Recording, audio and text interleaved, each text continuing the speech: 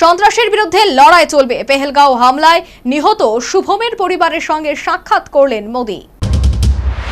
পেহেলগাঁও হামলায় প্রয়াত শুভম দ্বিবেদীর পরিবারের সঙ্গে সাক্ষাৎ করলেন প্রধানমন্ত্রী নরেন্দ্র মোদি।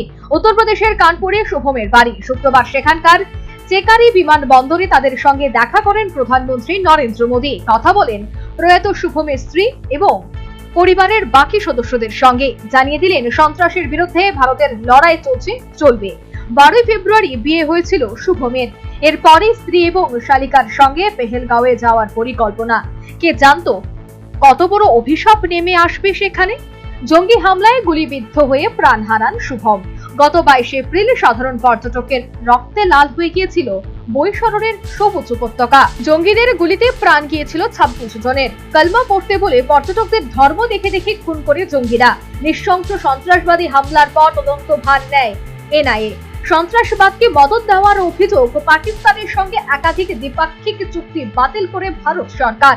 অপারেশন সিঁদুর অভিযানে পাকিস্তান ও পাক অধিকৃত কাশ্মীরে থাকা 9টি জঙ্গি ঘাঁটি গুড়িয়ে দেয় ভারতীয় সেনা।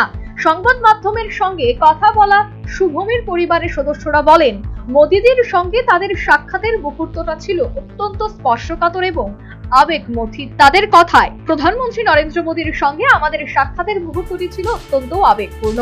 পরিবারের অনেকেরই চোখে ছিল জল। সে সঙ্গে তারা জানান, প্রধানমন্ত্রী শুভমের পরিবারের সকলের খোঁজ নিয়েছেন এবং জানিয়েছেন তিনি তাদের পরিবারের বিষয়ে খোঁজ খবর রাখবেন। সাংবাদিকদের সঙ্গে কথা বলার সময় শুভমের স্ত্রীও বলেন, প্রধানমন্ত্রীকে খুব দুঃখিত দেখাচ্ছিল সাক্ষাতের সময়। মোদিকে শ্রদ্ধা জানিয়েছেন শুভমের বাবাও। National bureau report, news vanguard.